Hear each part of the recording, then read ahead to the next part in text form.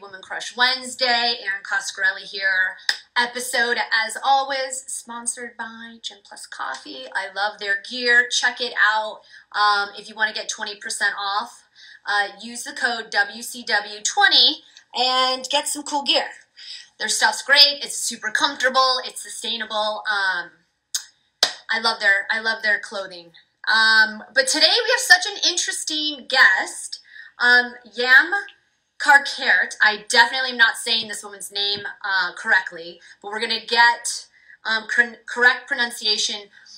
We are learning all about NFTs. I am so trying to up-level myself on what NFTs are, why are they important. So even if you have questions about NFTs, are you familiar with NFTs? Hi, Yam. How are you? Hi, I'm good. How are you? Thank you for having me. I am great. Thank you for helping shed light on a conversation point that I need more clarification. People are joining in, and I think a lot, and by the way, thank you so much for taking the time. A lot of people are investing in NFTs. Why is this like the new thing? And can you kind of explain a little bit exactly what you do? Because you design NFTs yourself for Wow company. Yeah, so see, I don't even know how to talk about it. It's not in my field. So I appreciate you helping. It's all about learning, and it's good that you want to learn and that hopefully your community wants to learn as well, because I think it's a really exciting place to be right now. So I'm actually the founder of World of Women together with my other 3 co-founders, and essentially we started off as a NFT collectible, which in the language of NFTs and crypto art nerds means that it's a collection of 10,000 art pieces that are generated through a mix of artistry and code. Because an artist as myself cannot create 10,000 art pieces by hand, realistically speaking, this is not doable. So I drew 200 items that made these 10,000 art pieces come to life, basically, thanks to the help of one of the co-founders who did all the technical side of things. And so basically, I would say that the definition of NFTs is not an easy one, because NFTs are a complicated topic and it looks very overwhelming at the beginning. But basically, an NFT, what it is that it's a digital asset. So it could be anything, right? It could be music, it could be a piece of art, a photograph, a movie, a video, whatever. It's a digital asset that is non-fungible. So basically, non-fungible means that it cannot be exchanged for another asset of the same type. So for example, you can exchange a Bitcoin for a Bitcoin because it's exactly the same thing, right? It's exactly the same thing. Like 1 ETH for 1 ETH is the same thing, but NFTs don't work the same way. Each one of them are unique. So because they have a code behind it, that is the identity of each one of them. So hence it cannot be exchanged by anything. There you go. So thank you. I'm a little less confused, but still a little confused. So where did this, much like Bitcoin started, I don't even know if we've ever actually seen the founder. Like, I think he remains a mystery. Where did NFTs even originate from, and how can you make money off of NFTs? Basically, you should just look at NFTs as people look at investing in coins, right? Like people that buy dollars or they buy euros, and they're investing in things hoping to make a profit, right? It's exactly the same thing. It's just that NFTs have 2 sides to it. One is that people that collect NFTs might do it for the economical purpose of it. So as I said, investing, hoping to make profit out of your purchases. But the other side of NFTs is also the fact that there are collectors that are collecting purely for the art. So they're just collecting the same way that you would collect a Picasso or some cool art pieces that you saw in a gallery, right? So they're creating their collection portfolio. And it's more about the art and the community. And for us at World of Women, it's really it's mostly that. It's mostly about people wanting to join a community that of people that share the same values as them. Because we don't see ourselves anymore as like an NFT collectible. We see ourselves as more of a community that is fighting for things in this space. So yeah, there are really two very different sides to it. And it's okay, you can be a mix of both. You can be an investor and also an art lover. It's not like you have to choose one or the other. Okay, and so a little bit about how did you get started in this industry, and where would you give young women, and thank you again for jumping on to help people tuning in, learning a little bit about NFTs. It is the rage. It is, all my friends talk about it. I obviously work in sports broadcasting, but even some of my sports friends talk about investing in NFTs. We were talking about it this weekend, and yet it still is something that I know I need to up level my education on it. But how did you start in the industry and begin designing and selling? And then how could you give young women advice on how to get involved in, and where would they start? So I think that I got started in a very similar way that probably a lot of people that were in my position got started in this. I was trying to work full time before NFTs as a digital illustrator, like everybody, like everybody else that is trying to do that, right? You're like going through an agency or whatever, or like you're on Fiverr, right? And I found out about NFTs through someone.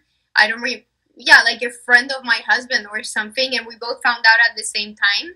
And so I just got really intrigued by it because I saw that this was an opportunity for artists to value the work that they've been creating and their art, and also make a career of their art in a completely different way. So that's really how I got started, out of the curiosity of, wow, is this an opportunity for me to make things happen differently, where I don't rely on third parties or on looking for an arts agent, which was completely unrealistic for me, to be honest. I mean, like I was a nobody. Like I couldn't reach out to art agents in order to make it in the art world, right? And this NFT art space gave me the opportunity of making a name for myself in a very different way. So that was really what drew me into all of this and how I really got started. And yeah, go ahead. No, that's it. No, but I love that you have World of Women NFTs. Obviously, you are someone I so look up to and admire in the world of women empowerment and trying to educate others. The question that I had, the follow-up, was if you were to try to give a young woman advice, on how to navigate it or where to start, where would you recommend? Well, first of all, I would say you got to do some homework. It's definitely, I would recommend actually that you go, if you're a young woman trying to discover what all of this is and maybe enter the space, whether as an artist or a collector or whatever, I recommend you to check out our educational hub. We have an educational hub that we've built together with our community. And so there's information about everything. What is an NFT? What is the blockchain? How do I get started? How do I open a MetaMask account? Like, how do I purchase my first NFT? There's even information about how to put funds inside of your wallet. There's lots of information, everything you need for starting out. And I think it's quite well explained because it's explained by the people for the people. It's not like some smart ass explaining something to you with big words and overwhelming you. So I think the educational hub we have, it's in our website, is really great. I cannot link it because it's an Instagram live, but still. And also know that if you're starting as an artist, everything is going to happen on Twitter. So Twitter is a place to be as an NFT artist, also kind of as an NFT collector. Not as much, it's not as important for collectors as for artists, but this is where you will find your community, where you'll be able to connect with like-minded people, where you'll be able to find your niche and where you want to go with your art. And you're gonna have to commit a lot to it. Like, it's gonna have to be on a daily basis, commitment to growing your Twitter and building your community, basically. So there's a lot of work to put into it, a lot of boring work as well, because it's no fun to spend hours on social media every single day if that's not your passion necessarily, but it is necessary. And there's always a lot of work behind doing great things. So I think it's worth it. And what made you want to start WoW? Because you, by the way, you're getting a lot of love, Vanessa. I mean, so many people shouting you out and giving you a lot of praise for what you do for the community. What made you decide to start WoW? So what made me decide to start WoW is that this was last year, like in April or something like that, more or less April, and I was selling my art, like single edition art pieces, in the space, and I wasn't at all like involved in all the collectibles and all of that, and I was definitely not a collector because I didn't have money to collect anything, so I was there just selling my art. But at one point, suddenly these collectible projects, these 10K collectible projects started booming, right? Like the Bored Ape Yacht Club and several other projects. And I felt, and I saw how people were really finding their identity through those collections, but I felt like I didn't, because I didn't see myself in any of these collections. I felt like all of these identity collections and PFP collections were intended for men and more for like a macho kind of population, right? And I didn't feel like there was nothing representing me or diverse women or anything. So that kind of bothered me, because then I started discovering how the space is so male dominated, and so I felt like, well, I'm already drawing women because that's my thing, so why not do one of these 10K collectible projects that is women instead of animals that are for guys, right? So I just came up with the idea, and then me and the co-founders, we started developing it, and we worked on it for 2 months. I was drawing like crazy for 2 months nonstop, and we launched the project in July, and it was a great success. And I think that in part it was due to something like that missing in the space, because there wasn't something like that for women and minorities. So that's really it got started out of a need for something like that, really.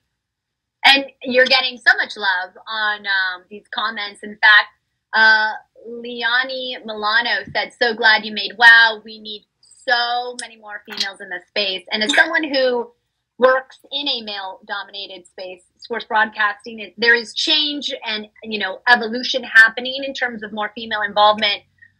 It has been a great passion of mine to mentor, coach, train younger women by teaching them like the mistakes that I made, because there's not a lot of actual transparency in my industry, and maybe perhaps in yours, and that maybe some people want to keep information sort of close to their vest. So I appreciate when women like you jump on, educate, up level, utilize your voice to help the female community, and obviously there's a lot of appreciation for what you do. I would say, for me, how would you assess how the pandemic affected NFTs? Did that help blow things up? Did it not change anything at all? Did it make it a greater resource? I mean, because here's the thing, in terms of broadcast, what I saw during the pandemic was obviously a greater emphasis on technology, a greater emphasis on the digital market. Obviously a lot of people, we did the NFL draft one year, completely digital or virtual. So you're seeing our industry have to change with the times. Obviously NFTs is part of that. Have you noticed the pandemic in any way help or hurt the NFT industry? So I wasn't in the industry when the first pandemic hit, so in 2020. But as far as 2021 went, there was several lockdowns, and I think that definitely the fact that people spent way more time in front of their computers, in the internet, that definitely affected it in a positive way, because I think that people suddenly had more time to also research things that are happening online, and I'm pretty sure that a lot of people like went on board with this during those tough days of lockdowns. Because also I think that's really when also the sense of community and community building really got strengthened as well, because many of us I'm sure felt very lonely during these lockdowns, and you're not able to see your friends, your families. And then you find these communities of people online that feel the same way as you and that share the same things that you believe in, or you can just chat with people. And I think that this sense of community that these 10K projects are bringing, well, some of them at least, it was very important for people that were going through those moments. So yeah, I definitely think it affected it, and not in a bad way. Mm-hmm. Where would you say you get your ideas for when you build NFTs? So it depends. Or design them? It really depends. When I did the assets for World of Women, it was a different approach than when I do my single edition art pieces. With World of Women, it was more about respecting certain guidelines that I set myself, and making sure that I was delivering certain messages that were important for me. And it was more about like the morals behind the art that I was drawing. And then when it comes to single edition art pieces, I think that it's a mix of things that I have experienced in my life, or aspects of women's lives. I'm always trying to put something about women and our struggles, or what we go through, or the beautiful things that we go through through my art pieces. So yeah, I think that's it. I so love that. And I'm just so curious, like for you, you are so invested in women's empowerment. Where do you feel like you get that from? I mean, I get it from, because I think our industry is very competitive, and as I have evolved, matured, experienced my own ups and downs, I've understood that a win for her is a win for us. So like, how do you cut through female competition? You genuinely root for her. You know, you genuinely want to see someone else succeed. I mean, male or female, but obviously women have been marginalized, you know, and like you're saying, it's a male-saturated market in the NFT world. Where do you feel like you've gotten that? You're getting so much love. I can't like stop reading all the love you're getting. I so just realized that I can scroll through the comments, because seriously, I think this is the second time that I've done an Instagram live. So I'm really like, I don't really know how it works, but I'm seeing a lot of comments. This is, guys, you're really nice. Hi, Hada. How does it make you feel? How does it make you feel? Like you're getting so much love. Oh, I love the community. I mean, I feel like I'm spoiled with love every day, like already on Twitter and Discord. They're so great. I can't believe so many of you guys showed up in the Instagram live. You're so cute. Yeah. So my motivation, like, I think that it just pisses me off that women are automatically discarded from anything that has to do with tech and finance. Like, the world immediately assumes that this is not something that women are supposed to be in, you know? And for me, it was just like, fuck that shit. Like, I want to show them that this is possible, and that we're here, and many of us here want to do things, and we're here to stay, you know, and we don't care what society thinks. Because obviously the problem that's happening with the NFT space is not because it's the NFT space. It's happening because we have a deeply rooted issue in our society in general, where women are just regarded in this way when it comes to this kind of environments, you know? And so it's just mimicking what's happening in real life. And I just feel like it's so early on with this space that right now we have the moment and the opportunity to change like the direction that things are going. And I just don't want to see this space being another tech space where women are like frowned upon or not being taken seriously. So that's really a motivation for me. I love it. Yeah. And I think, you know, when you can pay it forward like that, someone had to help me get to where I'm at, male and female. And so it really does feel so good when you can, you know, leave a legacy of giving to other people, being generous with your knowledge, with your information. Why are we trying to protect that? Let's help uplift each other, especially with what everybody's been going through, you know, the past couple of years. It's just been a lot of isolation. So I am so grateful to you, Yam. You've just been so, I'm getting goosebumps. That means I'm in alignment with who I'm chatting with. And so I'm just like, I think you're so cool. You know, a last couple of questions, because I know we've run out of time. It always happens with all the amazing women we get to interview on our Woman Crush Wednesday here with Yam. She is the all-knowing female in the world of NFTs, enlightening us a little bit with regards to what NFTs actually mean. And I'm so sorry I am entering the game so naive, but I think a lot of us, unless experts like you kind of aren't sure the landscape, what do you believe the future holds for the world of NFTs? Well, you know, I'm biased because I believe in it really, really strongly. So my opinion might not be the same opinion as somebody else, but I really believe that this is going to be the future for artists and for many other people. I think that this is also the technology behind NFTs, Web3. It's going to allow people to do amazing things, and I really think that it's going to be beneficial to every single one of us in one way or another. So I really believe in it in the long term. Otherwise, I wouldn't be here. I wouldn't be talking with you today. So, yeah, I believe really strongly about it. I don't know what it will look like, but I'm sure that it's here for it to stay. Yeah.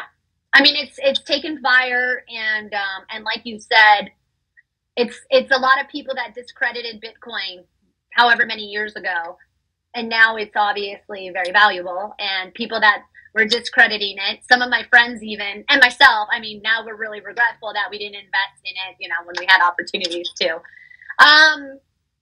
Last question, because you are so busy and because you are a founder and obviously beloved in your industry, beloved by a lot of people in your community, I feel it for myself that so much of me wants to spend all day taking calls, mentoring young women and men. What do you do to prioritize you, Yam? Like, how do you take care of you with self-care? You know, what does your day typically look like? What are the moments where you're like, okay, I love my job, but I need to take care of me? How does that look like for you? Okay, so I'm not gonna lie, I don't think that I manage on a daily basis to do one thing that is considered personal care. Like, I wish I could take like a bath or do a mask on my face every day, but it's not the truth. I think that one thing that I definitely like do religiously every single day is that I make sure that when I go to bed, the last thing that I do is read a book and not look at my phone. So that is something that I always try to do, because unfortunately when I wake up in the morning, the first thing I look at is my phone, and there's no way of changing that for me. So at least I try that before going to sleep. The last thing I see is the book and not the phone.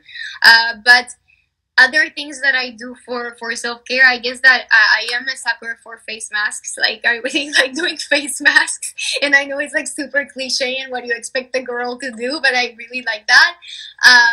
And I also think that taking time to do things that I enjoy, like indeed reading a book, going for a good walk with my dog, like, I don't know, eating somewhere nice, cooking some of my favorite food, because like my second passion in life is cooking. Like, I love cooking. So yeah, I just take the time to do things that I like, or play a video game with my husband, or watch a good movie. Like, I don't know, those are things that I try to do every week, at least one of them. And yeah. That's great. That's great. Well, thank you for enlightening us. If people want to learn more about the WOW community, what's the website? How can they learn more about you? How can they get in touch with WOW? Yeah, so, well, first of all, you can follow us on Instagram, and I think that our website is linked there, but definitely follow us on Twitter, because everything is happening in Twitter, as I said. And on our Twitter bio, you can join our Discord channel to meet the entire community and hang out, and then also find the educational hub in our website and all of that. I really encourage you to do that. Yam, thank you so much. My Woman Crush Wednesday, you are such a bright light, and we are so thankful you took some time to kind of educate and up-level us in the world of NFTs. I hope to have you on again, and good luck to you. Thank you again for the time. Thank you so much. It was my pleasure, Erin. Thank you very much. Bye, everybody. Thank you, guys. Thank you, Yam. Bye.